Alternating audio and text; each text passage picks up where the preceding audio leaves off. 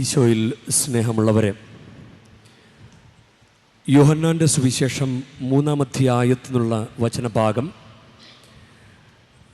അങ്ങനെ യേശുവും ശിഷ്യന്മാരും യൂദാദേശത്തേക്ക് പോയി.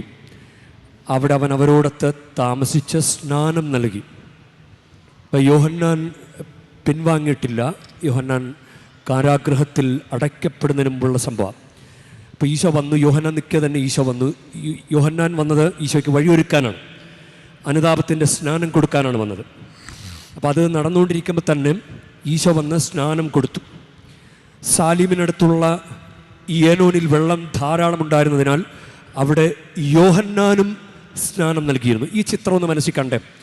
ഈശോ വന്നു, ഈശോ തൻ്റെ ശിഷ്യന്മാരോടൊപ്പം സ്നാനം കൊടുക്കുന്നു.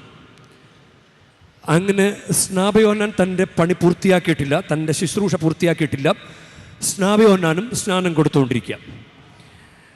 അങ്ങനെ യോഹന്നാൻ ഇനിയും കാരാഗൃഹത്തിൽ അടക്കപ്പെട്ടിരുന്നില്ല. യോഹന്നാൻ 3:25 അവൻ്റെ ശിഷ്യന്മാരും ഒരു യഹൂദനും തമ്മിൽ ശുദ്ധീകരണത്തെപ്പറ്റി തർക്കമുണ്ടായി. അപ്പം അവർ തമ്മിൽ തർക്കമുണ്ടായി. അതായത് സ്നാപയോഹന്നാൻ്റെ ശിഷ്യന്മാരും ഒരു യഹൂദനും. ചിത്രം ഒന്ന് മനസ്സിൽ കാണും.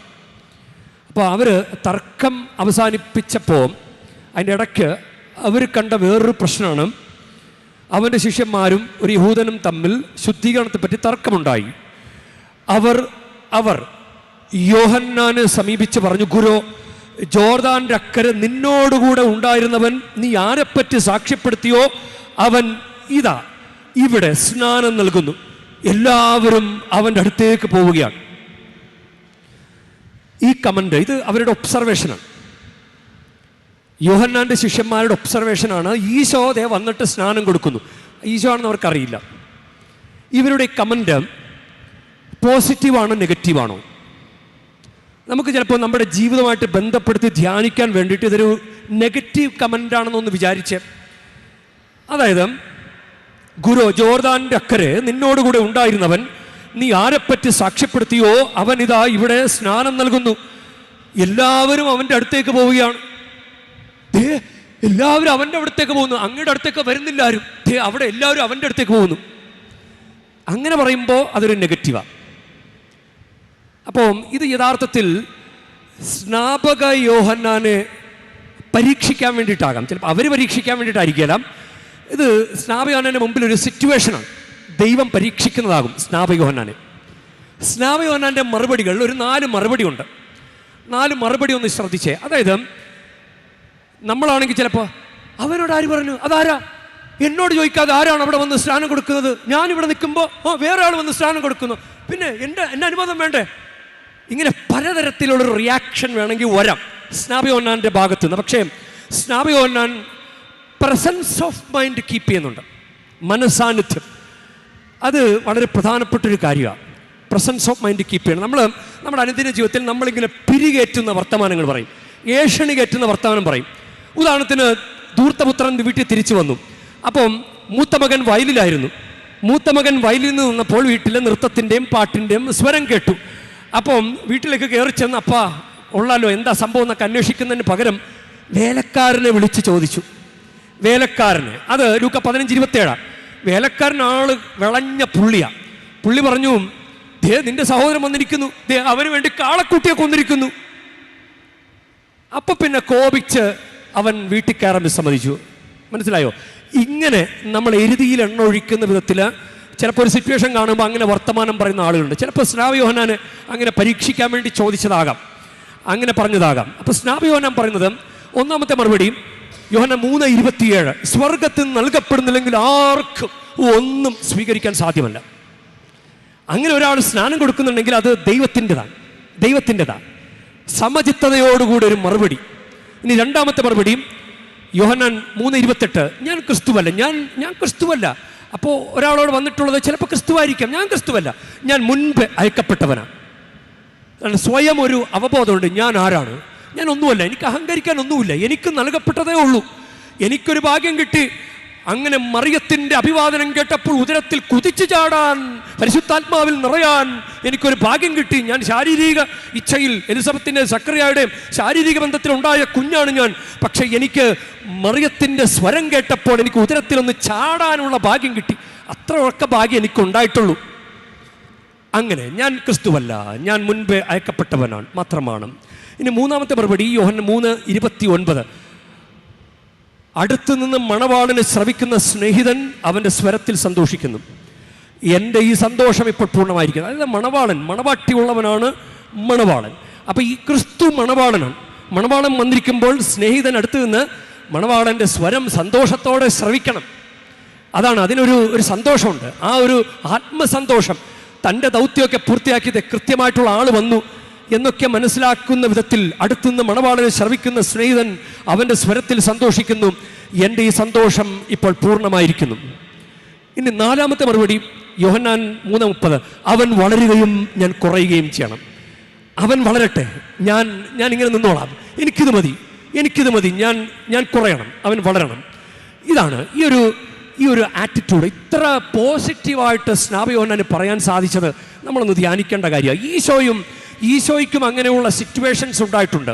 ഇപ്പോൾ ലൂക്കായുടെ സുവിശേഷം 9-ാം അധ്യായം എടുക്കുകയാണെങ്കിൽ അങ്ങനെ യേശുവിൻ്റെ നാമത്തിൽ പിശാചുക്കളെ പുറത്താക്കുന്ന ഒരാളെ കണ്ടു. അപ്പം യോഹന്നാൻ വന്നിട്ട് പറയുകയാണ്, അവൻ നമ്മളെ അനുഗമിച്ചില്ല, നിന്നെ അനുഗമിക്കാത്തത് കൊണ്ട് ഞങ്ങൾ അവനെ തടഞ്ഞു എന്ന് പറഞ്ഞു.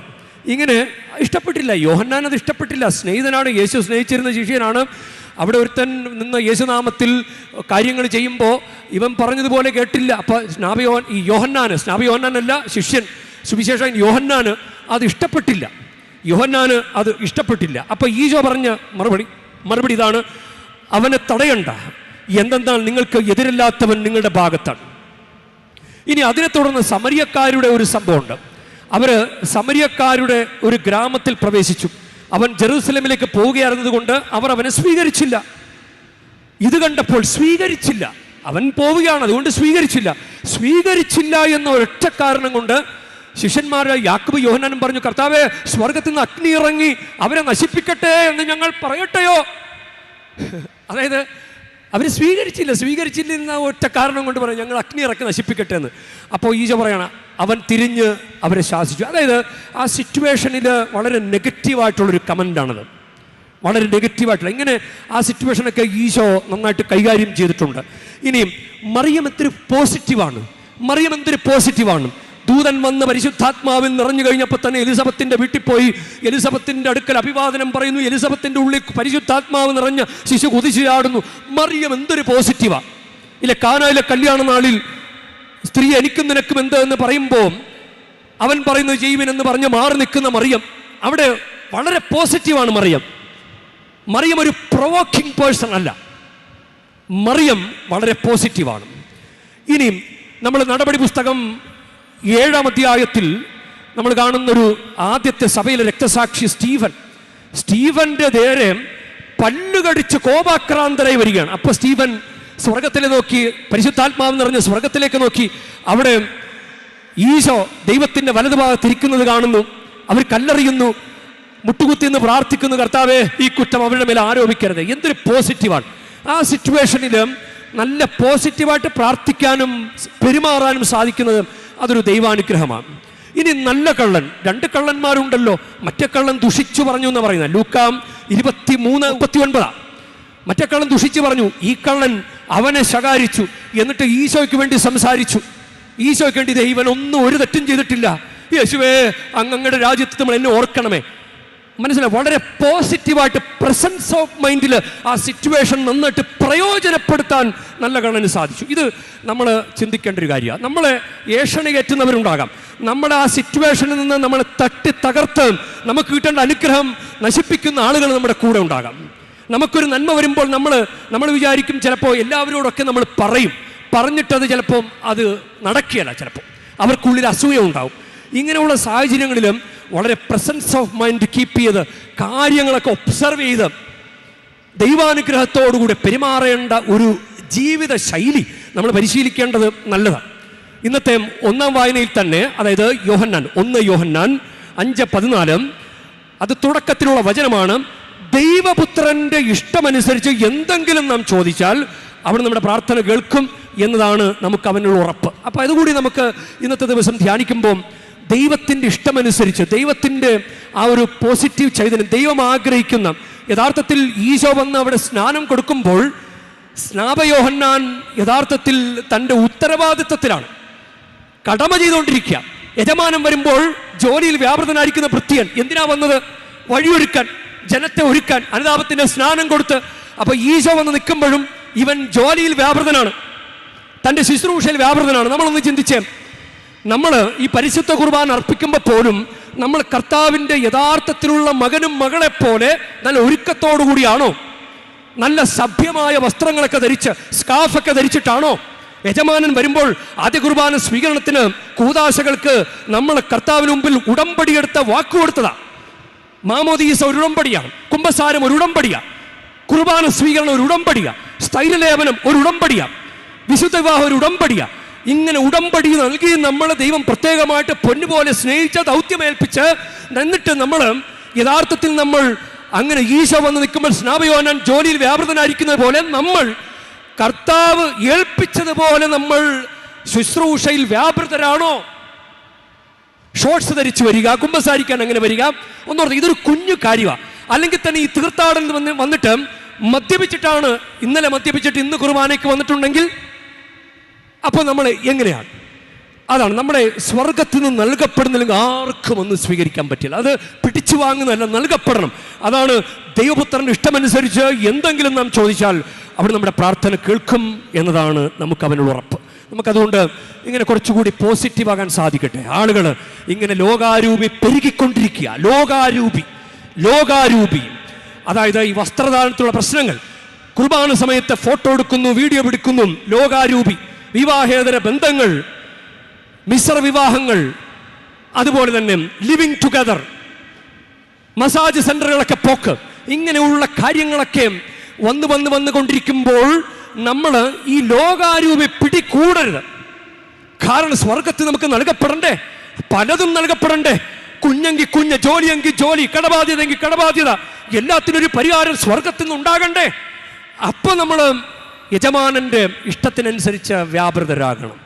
വളരെ പ്രസൻസ് ഓഫ് മൈൻഡ് കീപ്പ് ചെയ്ത് കാര്യങ്ങളൊക്കെ ചുറ്റും നോക്കിക്കണ്ട് നല്ലത് സ്വീകരിച്ചിട്ട് ദൈവാനുഗ്രഹം കൂടി ചേർത്ത് അനുഗ്രഹിക്കപ്പെടാനുള്ള വിളിയല്ലേ. നീ ജീവനായി വാ,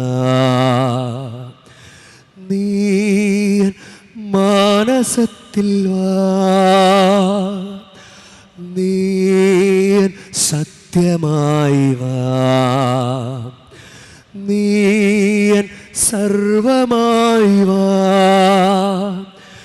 എന്നെ പൂർണ്ണമായി അറിയും ദൈവമേ, അങ്ങേ കൈകളിൽ ഏകാം ജീവിതം, നീ സ്നേഹതാതനല്ലേ, ഞാൻ നിന്റെ പൈതലല്ലേ, നീ സ്നേഹതാതനല്ലേ, ഞാൻ നിന്റെ പൈതലല്ലേ. വാ സ്നേഹമേ വാ അകതാരിൽ, വാ സ്നേഹമേ വാ അകതാരിൽ, ഉള്ളം നിറയെ സ്നേഹവുമായി ഈശോയെ നിന്നെ സ്വീകരിക്കാൻ ഉള്ളിൽ വരണേ, ഉള്ളം കാണണേ, ഉള്ളം തേടും നിൻ സ്നേഹം നൽകണേ, ഉള്ളതെല്ലാം നൽകുന്നു നിന്നെ ഞാൻ സ്വന്തമാക്കുവാൻ. പരിശുദ്ധ മറിയമേ, അമ്മ എത്രയോ പോസിറ്റീവാണ്. അമ്മ പോസിറ്റീവ് ആയതുകൊണ്ട് തന്നെ പരിശുദ്ധാത്മാഭിഷേകം എത്ര അധികമായിട്ട് നിറഞ്ഞു. ഞങ്ങൾക്ക് അങ്ങനെ ഒരു ജീവിതാവസ്ഥ ഞങ്ങൾക്ക് നൽകണമേ. പരിശുദ്ധമ്മേ, ഞങ്ങളുടെ ചുറ്റുപാടുമുള്ള സാഹചര്യങ്ങൾ, ദൈവികമായ കാര്യങ്ങളോടൊക്കെ വളരെ പോസിറ്റീവായിട്ട് ഇടപെടാനും അനുഗ്രഹങ്ങൾ സ്വീകരിക്കാനും അനുഗ്രഹങ്ങളായി മാറാനും ഞങ്ങളെ സഹായിക്കണമേ. ആമേൻ.